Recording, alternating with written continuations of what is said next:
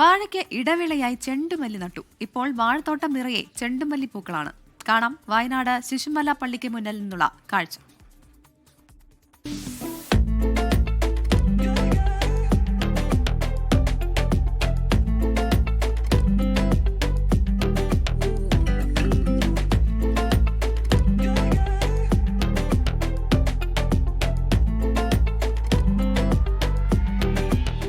മഞ്ഞയും ഓറഞ്ചും നിറമുള്ള ചെണ്ടുമല്ലിപ്പൂക്കളാൽ സമ്പന്നമാണ് ഈ വാഴത്തോട്ടം. സംസ്ഥാന സർക്കാരിന്റെ കർഷകോത്തമ പുരസ്കാരം നേടിയ റോയി കവളക്കാട്ടിന്റെ പരീക്ഷണമാണ് വാഴയ്ക്കൊപ്പമുള്ള ചെണ്ടുമല്ലി കൃഷി. പരീക്ഷണം വിജയം. പൂത്തുലഞ്ഞു നിൽക്കുന്ന തോട്ടം മനോഹര കാഴ്ചയാണ് സമ്മാനിക്കുന്നത്. സാധാരണ ഓണനാളുകളിലാണ് പൂക്കൃഷിയെങ്കിലും ഓണം കഴിഞ്ഞുള്ള പൂക്കൃഷിയാണ് ലാഭമെന്ന് റോയി പറയുന്നു. ഓണത്തേക്കാൾ എത്രയോ ഇരട്ടി വിലയാണ് ഇപ്പോൾ പൂക്കൾക്ക് ലഭിക്കുന്നത്. ബംഗളൂരുവിലേക്കും ദസറയ്ക്ക് വേണ്ടി മൈസൂരിലേക്കും വൻ ഓർഡറുകളുണ്ട്. എല്ലാത്തരം കൃഷി ചെയ്യുമ്പോഴും അതിനോട് യോജിക്കുന്നിട്ടുള്ള ഒരു ഇടവേള കൃഷിയാണ് നമുക്ക് അഡീഷണൽ ഇൻകം തരുന്നത്. എങ്കിലേ കൃഷി നമുക്ക് ലാഭകരമായിട്ട് മുന്നോട്ട് കൊണ്ടുപോകാൻ പറ്റുള്ളൂ.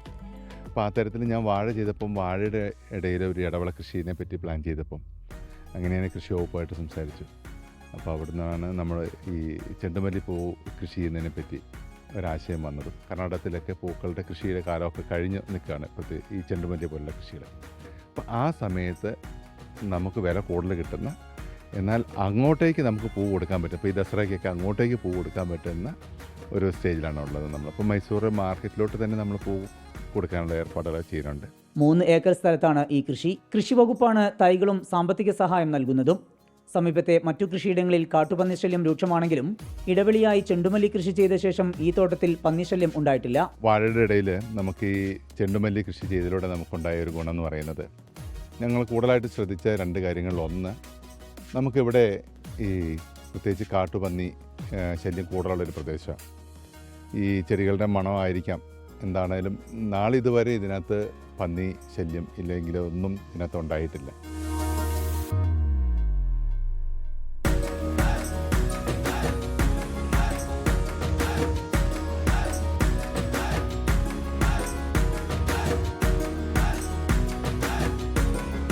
മനോഹര കാഴ്ചയ്ക്കൊപ്പം നല്ല സാമ്പത്തിക നേട്ടവും.